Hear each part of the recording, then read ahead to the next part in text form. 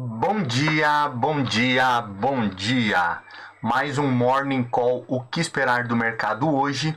Eu sou o professor Wagner aqui da Francesca Educação Financeira e todos os dias a partir das 5h50 da manhã nós estamos aqui ao vivo para falar aí de tudo que aconteceu no fechamento do mercado no dia anterior e trazer aí as principais notícias que impactam o mercado financeiro no dia de hoje.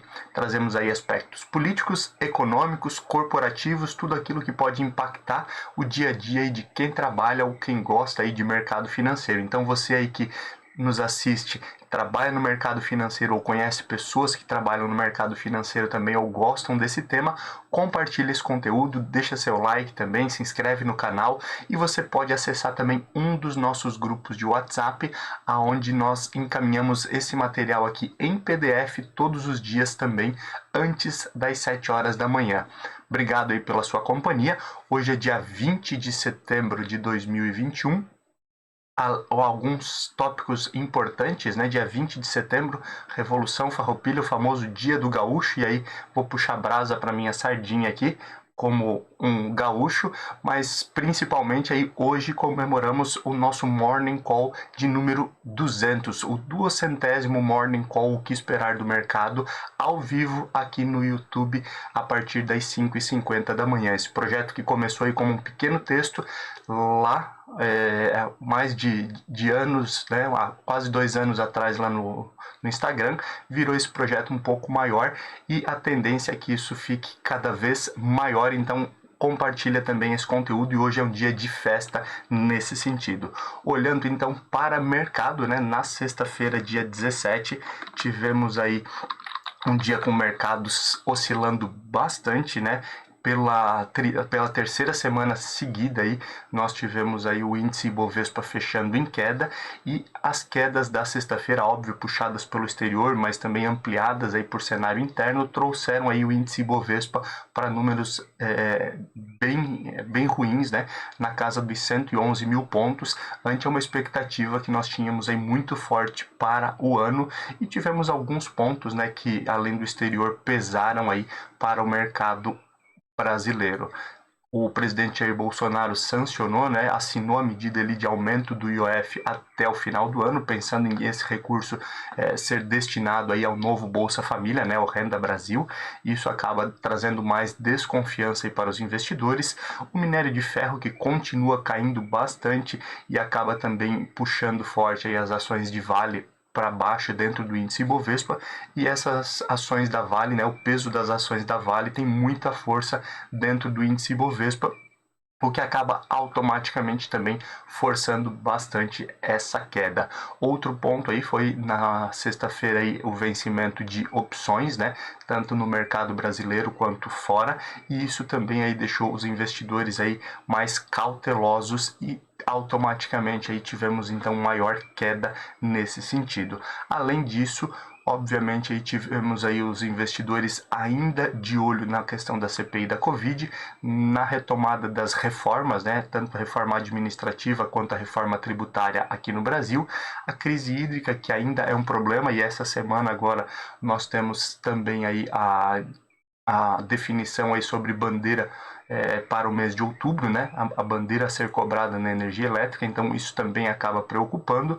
Precatórios, né? Que ainda está uma novela bem grande e o risco fiscal brasileiro aí, por conta de tudo que tem acontecido aí, ficam no radar dos investidores, trazendo todos esses problemas aí e essa forte queda na última sexta-feira. Olhando para fora, exterior, lá nos Estados Unidos, a preocupação ainda é em torno aí além do vencimento das opções que tínhamos lá nos Estados Unidos, a desconfiança em relação àquilo que acontece essa semana na reunião do FOMC, né, que é basicamente o Copom lá dos Estados Unidos, que também tem reunião essa semana e definem aí alguns próximos passos em relação à política monetária, né, olhando principalmente aí para a visão aí de possíveis aumentos na taxa de juros ou redução dos estímulos econômicos aí para conter a inflação e olhando para esse crescimento lá dos Estados Unidos. Por conta dessa incerteza também os mercados oscilam bastante na última sexta-feira e uma previsão dessa oscilação continuar aí para os próximos dias.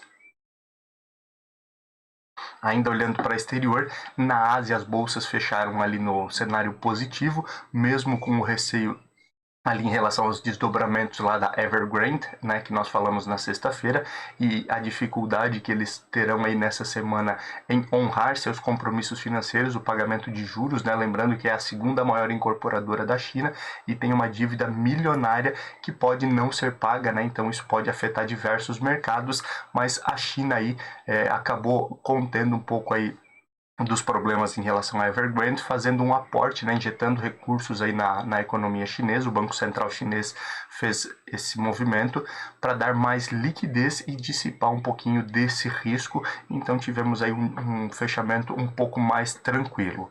Olhando aí para a Europa aí que havia iniciado aí com perspectiva de alta na sexta-feira, né, virou aí para queda com indicadores abaixo do esperado, mas principalmente os temores ali em relação à reunião do FOMC, que podem também afetar, e obviamente as decisões do Banco Central norte-americano sempre pode também ser ampliada, né, e afetar decisões de outros bancos centrais a nível global, e isso gera também maior preocupação aos investidores de forma geral. Olhando para números então da sexta-feira, tivemos aí queda de 2,07% no índice Ibovespa, que ficou em 111.439 pontos. O dólar aí ele subiu 0,40%, chegando a R$ 5,28.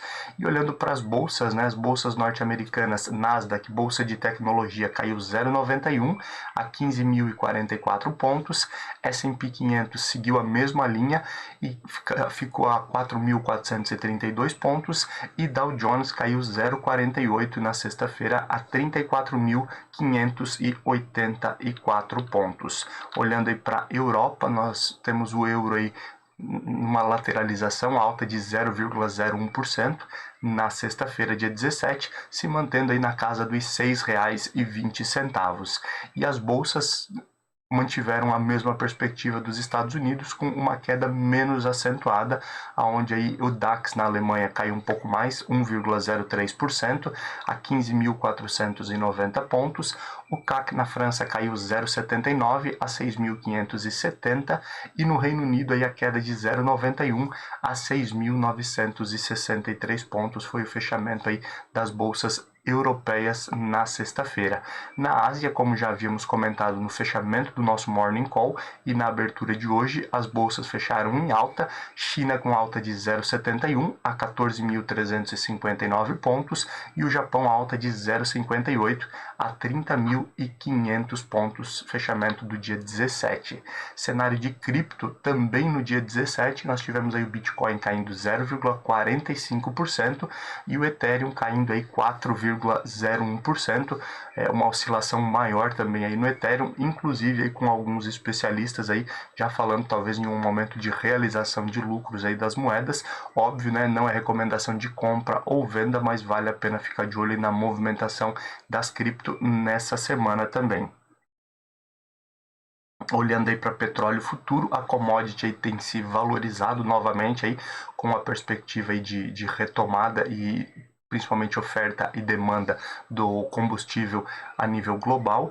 E o Brent, então, na sexta-feira aí fechou a $71,31 e o WTI fechou a $71,97 o barril na sexta-feira. No dia de hoje aí temos aí próximo de 1% de queda, mas ainda se mantendo bem alto aí os valores aí de petróleo futuro com essa perspectiva aí de retomada. Óbvio, vale a pena ficar de olho nesse indicador, principalmente aí com o comparativo de outros indicadores aí que essa semana aí podem influenciar bastante o mercado.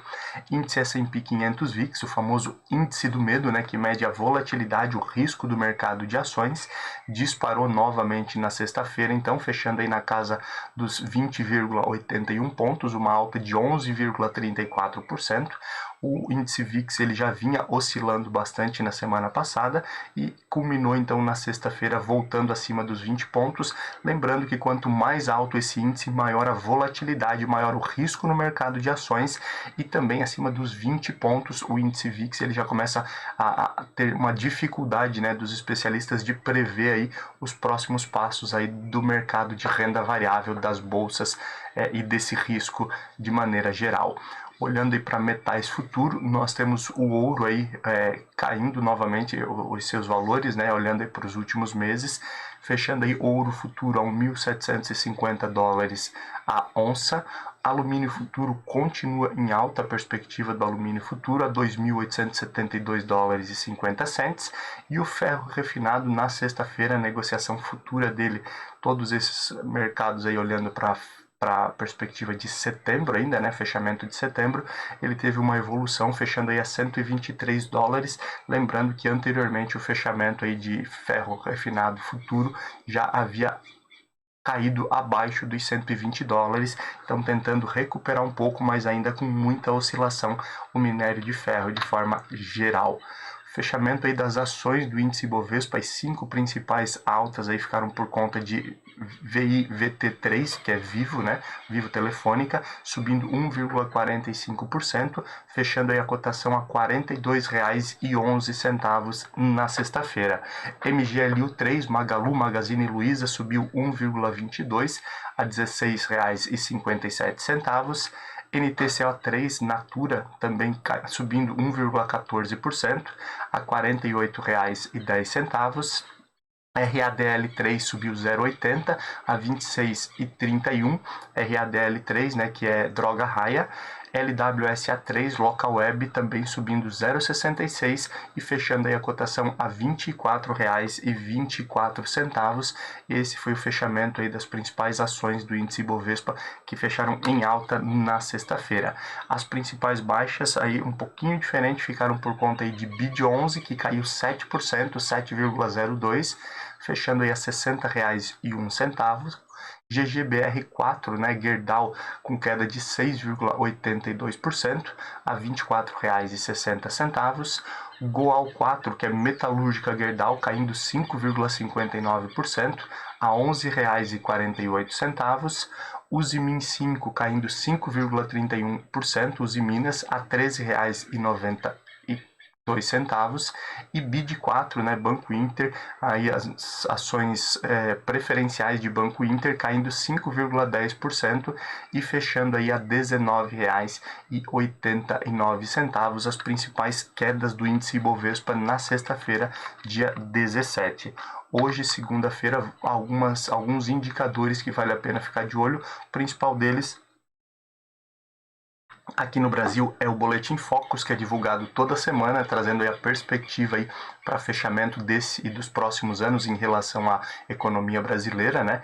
Alta ou baixa em relação à taxa de juros, crescimento de PIB, inflação, e câmbio são os principais aspectos aí analisados pelos especialistas e divulgados semanalmente.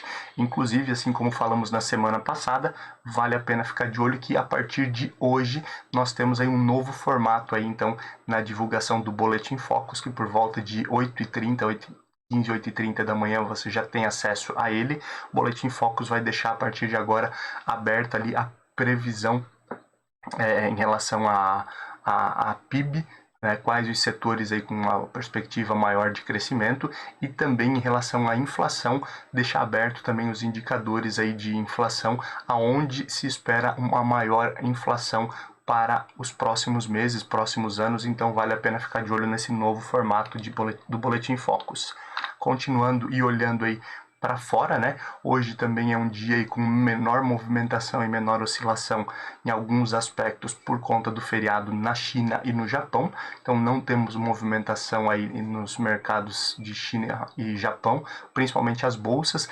trazendo aí uma menor quantidade de negociações e também uma interferência menor nesse aspecto, né, principalmente quando a gente fala em governo chinês, que acaba atuando bastante aí por baixo dos panos, digamos assim, e influenciando o mercado ali em alguns aspectos, regulação de setores, regulação ali da questão do minério de ferro, né, que a gente sempre frisa aqui no nosso Morning Call, que são aspectos aí que a gente sempre fica de olho. Então hoje não temos nenhuma negociação nesses dois mercados. Olhando para os demais, também não é um dia com muitos indicadores, a expectativa é muito grande para a semana, mas hoje aí nós temos somente aí o índice de preços ao produtor na Alemanha, que já foi divulgado, inclusive, voltando a subir acima da expectativa e mostrando aí que realmente é uma preocupação nos últimos anos aí o crescimento aí dos preços ao produtor lá na Alemanha, e a gente sabe que isso acaba aí posteriormente também sendo repassado ao consumidor,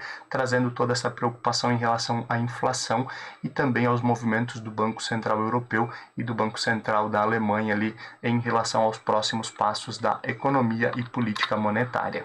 Agora, olhando aí um pouquinho para mercados de forma geral, principalmente aí o que pode influenciar o mercado brasileiro no aspecto de política, um dos aspectos aí acaba sendo sempre a CPI da Covid. Essa semana aí nós, a princípio, temos a perspectiva de encerramento da CPI, da Comissão Parlamentar de Inquérito aí da Covid, com o relator Renan Calheiros, inclusive informando aí que vai pedir o indiciamento do presidente Jair Bolsonaro por prevaricação, né? A gente já falou sobre isso lá atrás. A prevaricação basicamente aí é você deixar de fazer algo que deveria ou postergar uma ação em prol de um benefício próprio, né? E aí lembrando aí os irmãos, nós temos ali os irmãos Miranda, né? O Luiz Miranda e o Luiz Flávio Miranda, ambos ali, Luiz Ricardo Miranda, desculpa, que falaram ali, um é secretário faz parte do Ministério da Saúde, o outro é deputado federal, e teriam aí relatado ao presidente Jair Bolsonaro os problemas em relação aí à compra de vacinas, né? E o presidente Jair Bolsonaro não teria levado isso adiante. A conclusão, né, ou melhor, é o que o relator da CPI, o Renan Calheiros, diz que aconteceu e deve pedir então esse indiciamento do presidente Jair Bolsonaro por prevaricação nesse sentido. Além disso, nós temos aí dentro da própria situação da CPI, essa semana aí o depoimento aí do executivo da Prevent Senior, né, que na semana passada não pôde depor ali, então deve depor nessa semana, e também foi solicitado, aí devemos ter desdobramentos nesse sentido, o próprio depoimento da ex-mulher aí do presidente Jair Bolsonaro, que além disso o próprio secretário, o ministro da Saúde, o Queiroga, pela terceira vez pode ser chamado também essa semana aí para depor. Então são os desdobramentos aí de uma última semana talvez de CPI da Covid. Se não houverem novos fatos, ela deve finalizar essa semana com a entrega do relatório. E inclusive alguns partidos aí pedem a liberação da agenda que o presidente Jair Bolsonaro teve com a AMS Medicamentos e a Prevent Senior, também para saber o que foi tratado, desdobramentos aí que podem influenciar o mercado de forma geral. Ainda continuando nos aspectos de política, na semana passada falamos aqui que a PGR e também o Senado haviam devolvido a medida provisória ali do presidente Jair Bolsonaro, ali que dificultava a remoção de conteúdos das redes sociais, e que a gente achou que teríamos aí finalizado esse problema em relação à própria questão das fake news, né? Mas o presidente Jair Bolsonaro aí encaminhou para o Congresso agora não mais uma MP, uma medida provisória, mas sim um projeto de lei, e é muito semelhante, né, àquilo que já tinha sido descartado anteriormente, mas agora enviado em forma de projeto de lei para ser avaliado aí pelo Congresso, pela Câmara e posteriormente para o Senado. Então também devemos ter desdobramentos nesse sentido, lembrando aí que quando a gente fala também aí de remoção de conteúdo, de fake news, existe aí um outro lado que é o STF julgando, né, principalmente ali com a figura do Alexandre de Moraes, ministro, julgando aí também aquela questão da CPI das fake news, que está na mão do STF nesse momento e pode trazer desdobramentos também nesse sentido. Além disso, aí na semana passada falamos ali sobre a questão da vacinação da Covid, onde o ministro da Saúde, inclusive, em alguns momentos falou que o Brasil tinha vacina sobrando, depois disse que estava faltando vacina e acabou aí encerrando, né, dizendo que os adolescentes aí de 12 a 17 anos que já estavam no programa de imunização de muitos estados não deveriam ser continuadas aí as vacinas, somente aqueles com comorbidade, e houve alguns desdobramentos nesse sentido na semana passada. Para essa semana, os partidos aí, né, as legendas dos partidos aí pedem o retorno então dos adolescentes ao Plano Nacional de Imunização contra a Covid-19 e podemos ter novos desdobramentos e novas discussões nesse sentido. O governo aí está pressionando o Congresso aí para aprovação da PEC dos precatórios, né, relembrando novamente aqui, o governo tem um grande valor de precatórios a serem pagos no ano que vem. Isso impacta diretamente no orçamento, né? Faltaria dinheiro para diversos projetos, principalmente aí num período aí próximo à eleição aí, que o presidente Jair Bolsonaro e a sua equipe têm alguns projetos aí a dar continuidade. E a perspectiva, então, para reduzir esse risco, né, em relação ao orçamento e esse problema, basicamente é parcelar os precatórios. Essa PEC dos precatórios ela já foi enviada lá atrás, inclusive em alguns momentos aí houve a ideia de se trazer a perspectiva do teto de gastos, né, para a PEC dos precatórios, onde não permite aí que você gaste mais do que foi gasto no ano anterior, adicionado aí à inflação dos últimos 12 meses. Isso aí, a princípio, nós não tivemos, então o governo ainda continua tentando aprovar aí o parcelamento dessa PEC dos precatórios e tentando controlar gastos dos parlamentares, né? Principalmente aí não aumentando para não pressionar ainda mais o orçamento do ano que vem. Semana passada nós inclusive falamos que existem aí agora um prazo de 30 dias, né? Contados já a partir de quinta-feira da semana passada, para finalizar essa aprovação da PEC dos precatórios, senão vai ter que ser votado novamente, vai ter que ser refeito o orçamento para 2022. Ainda falando de PEC dos precatórios, isso está impactando diretamente também a questão de investimentos, né? Existem aí diversas instituições que compram essas dívidas, às vezes de várias pessoas, né? Principalmente aí por um valor cerca de 30% menor do que a dívida a ser recebida do governo, mas com essa perspectiva de parcelamentos dos precatórios aí, né, em até 10 anos, os investidores também têm ficado cautelosos em relação a isso e aceitado aí pagar cerca de 30%, né, ou seja, 70% de desconto em relação a essas dívidas que as pessoas têm aí a receber do governo, pessoas e empresas, né, pessoas físicas e jurídicas. Então isso acaba impactando o mercado de forma geral também. Olhando um pouquinho para aspectos de economia, também que vale a pena ficar de olho, principalmente porque essa é uma semana com reunião do Copom e do FOMC, né, as instituições aí que vão dar a tônica ao mercado nessa semana, a definição da taxa básica de juros, a Selic aqui no Brasil, e as indefinições, né, até o momento, lembrando lá nos Estados Unidos, o Banco Central norte-americano deixou bem claro nos últimos discursos aí do presidente Jerome Powell que não existe uma perspectiva específica de quando começará aí a redução dos estímulos econômicos, mas ficariam de olho aí principalmente aí nos dados lá dos Estados Unidos. Esses dados são de retomada econômica, principalmente a geração de empregos. Então ainda existe uma incógnita aí quanto a esses próximos passos, por isso aí mercados atentos principalmente a essa reunião do FOMC, o Federal Reserve lá nos Estados Unidos. Ainda falando de Estados Unidos, essa semana aí vale a pena ficar de olho, principalmente porque a Janet Yellen, né, a secretária do Tesouro norte-americano, ela faz um apelo aí para que o Congresso aumente o limite aí das dívidas do governo, né? O governo também tem injetado muito recurso e também tem tido aí problemas de liquidez, foi impresso muito dinheiro e a dívida do governo ali em relação à arrecadação, ela também tem aumentado. E ela pede aí que o Congresso permita um pouco mais, porque nesse momento aí não só os Estados Unidos, o mundo inteiro, mas principalmente os Estados Unidos estão sendo afetados aí por uma crise imobiliária muito grande, né? O que acaba deixando maiores dificuldades. Essa crise imobiliária é muito mais forte nos Estados Unidos, lembrando pela forma como os Estados Unidos trabalham, taxa de juros extremamente baixa, né? São casas nos Estados Unidos que são construídas ou negociadas aí, são imóveis muito grandes, existe a possibilidade de você ter mais de uma hipoteca também do mesmo imóvel, e o norte-americano ele acaba investindo muito aí nessa compra, venda e reforma aí de imóveis.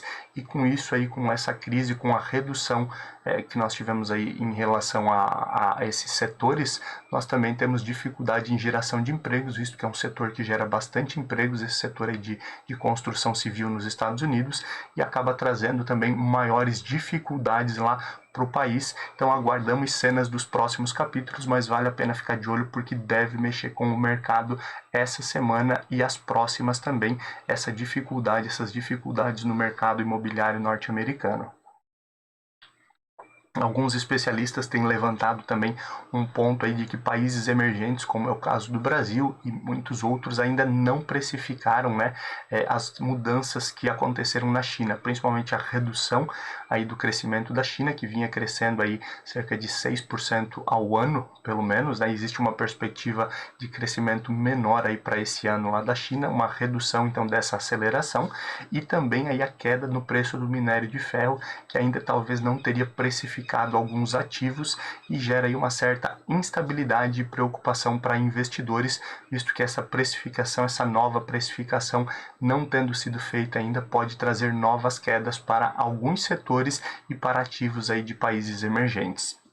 Representantes dos caminhoneiros, né, de diversos setores aí, mais voltados aos caminhoneiros, motoristas, empresas de transporte, etc., se reuniram no final de semana também aí em torno de uma pauta com a Petrobras e com o governo, olhando aí para um frete mínimo, um valor de frete mínimo, uma bandeira já antiga defendida aí pelos caminhoneiros, aumentar o preço desse frete mínimo e também o preço dos combustíveis, né, principalmente o óleo diesel. Então devemos ter desdobramentos nesse sentido também, não com paralisações, mas sim com uma agenda específica aí com o Petrobras e com o governo, que pode trazer novos desdobramentos tanto ao preço dos combustíveis, né, a manipulação do preço dos combustíveis, e quem sabe aí no futuro até manifestações novamente, o que a gente espera que não aconteça, mas vale a pena ficar de olho então nessa movimentação dos caminhoneiros aí nos próximos dias.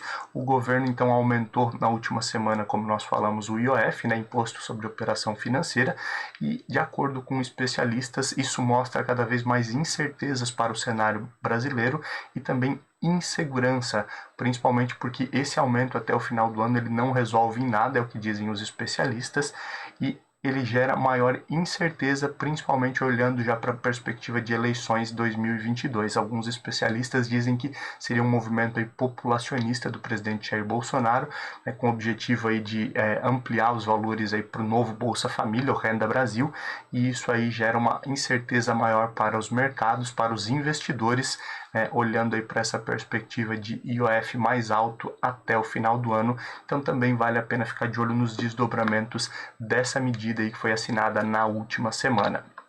Olhando aí para a questão corporativa, mercado corporativo, também algumas situações que podem impactar o mercado nessa semana. A Odebrecht, né, ou a antiga Odebrecht, que agora tem um novo nome, né, que é a Novonor, apresenta hoje aí o plano para a venda da sua fatia de Braskem. Também relembrando, né, já há alguns meses aí, a Braskem, a Novonor, então disse que queria vender a sua fatia. Inicialmente aí ela queria vender ativos específicos, né, da Braskem para o mercado. Houveram aí algumas ofertas, mas não para ativos de forma completa, e sim parcialmente, vender parte dos ativos, o que acabou também não finalizando todo esse processo aí de venda da fatia da Braskem. E agora uma parte aí do novo plano, né, de venda da fatia da Braskem é a possível venda de ações então da Braskem pela Odebrecht no mercado de forma geral, e para ir se desfazendo então desses ativos aí e automaticamente reforçar o caixa da Odebrecht. Isso pode impactar aí diretamente os preços aí de Braskem e de outras empresas aí no mercado de forma geral. o varejo online, né, algo que a gente fala bastante aqui, as empresas de varejo online, aí ou as empresas de varejo de forma geral têm entrado muito forte no online, aí, visto que a pandemia trouxe aí a dificuldade de as pessoas irem até as lojas, né, momentos aí principalmente com lockdown e também com distanciamento, menos pessoas circulando, elas apostam cada vez mais no online e na facilidade de entregas. E agora uma nova aposta então do varejo online seria a venda de produtos perecíveis, né? Carnes, peixes, né? Frutas, verduras, legumes, etc., estando aí disponíveis para compra online. Ainda é um processo difícil, principalmente aí pela dificuldade de as pessoas não estarem vendo aquilo que estão comprando, mas as empresas têm optado aí de varejo online em separar produtos com uma qualidade acima da média, bom acondicionamento desses produtos e automaticamente aí uma venda de produtos com uma qualidade muito boa para que eles possam crescer então também nesse setor aí de varejo online. Então esse é um movimento aí que pode impactar diversas empresas também. A Rumo, né, negociada aí com o ticker RAIO3, também aí a gente já fala algumas vezes deles, alguns contratos, né, projetos aí que estão sendo ampliados aí de ferrovias a nível Brasil. Esses investimentos aí, a Rumo está em boa parte deles, principalmente aí com alguns projetos iniciando já no ano de 2023, outros em 2025. Então também planeja aí um crescimento muito forte do setor e também pode movimentar o mercado. Lembrando, isso não é recomendação de compra ou venda, apenas a gente traz aqui algumas notícias aí que podem impactar o mercado e vale a pena então ficar de olho nesses setores. Após muita interferência nessa semana e deve ser votado o edital de licitação aí do 5G aqui no Brasil, o que também pode trazer desdobramentos, né, visto aí que boa parte aí da economia gira em torno das telecomunicações aqui no Brasil, então também trazendo um impacto positivo aí se tivermos aí a votação do 5G aqui no Brasil. E olhando aí para outra perspectiva que falamos com frequência aqui, que é a falta de chips e semicondutores, né? Na semana passada aí falamos aí sobre o investimento, aí, dobrar o investimento aí nos Estados Unidos para novas fábricas de chips e também a União Europeia aí, com algumas perspectivas de talvez auxiliar em alguma criação de novas fábricas. Agora foi feito aí o investimento lá na Áustria, né, de cerca de 1,6 bilhões de euros numa nova fábrica de chips, então lá na Áustria, para amenizar principalmente os chips voltados aí para a questão de veículos automotivos, né, que sofreram bastante aí as montadoras por conta de falta de chips e semicondutores. Então também aí olhando para esse setor, isso deve impactar a economia. Não é algo tão rápido, né, finalizar essa fábrica e começar a produção, mas alguns investimentos aí para amenizar então nos próximos meses e próximos anos aí a falta de chips e semicondutores de maneira geral. Um ponto interessante, né, vale aqui frisar a curiosidade, nessa fábrica, esse investimento aí de 1,6 bilhões, apenas 10 pessoas, 10 operários serão necessários para tocar toda a fábrica, né? Olhando aí principalmente para a questão como a tecnologia aí tem facilitado e automaticamente aí uma quantidade menor de pessoas pode tocar toda essa fábrica aí de chips, então, lá na Europa. Olhando um pouquinho para abertura e fechamento de mercado, já são 6h23 da manhã, a gente se empolga aqui e vai longe, né? Não temos, então, as bolsas asiáticas abertas hoje, então não temos movimentação por lá, e o restante dos mercados, uma perspectiva aí de forte queda no dia de hoje, principalmente aí com toda essa incerteza em relação aí aos dados, às definições aí do FOMC, e isso pode impactar bastante o mercado. Nesse momento aí o DAX na Alemanha cai mais de 2%, 2,20%, o CAC na França cai 2,10% e no Reino Unido a queda é de 1,66% nesse momento. Pré-market dos Estados Unidos também aí com queda acima de 1%, Dow Jones aí caindo 1,54%, S&P 500 caindo 1,30% e Nasdaq caindo 1% aí nesse momento, 6h24 da manhã. Índice Ibovespa aí deve seguir as bolsas norte-americanas. É uma possibilidade de termos novas quedas, uma queda bem acentuada, talvez perdermos aí e voltarmos abaixo dos 110 mil pontos, mas óbvio o mercado é soberano, então qualquer mudança aí durante o dia pode obviamente aí mudar esse cenário. De forma geral, muito obrigado aí pela sua companhia. Você que nos assiste ao vivo ou posteriormente gravado, não esqueça, então, deixa seu like, se inscreve no canal, compartilha esse conteúdo e acessa um dos nossos grupos de WhatsApp para nós termos ainda muitos Morning Call.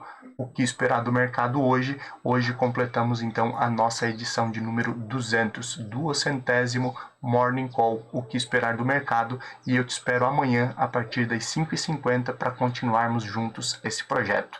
Um abraço, bons negócios e boa semana.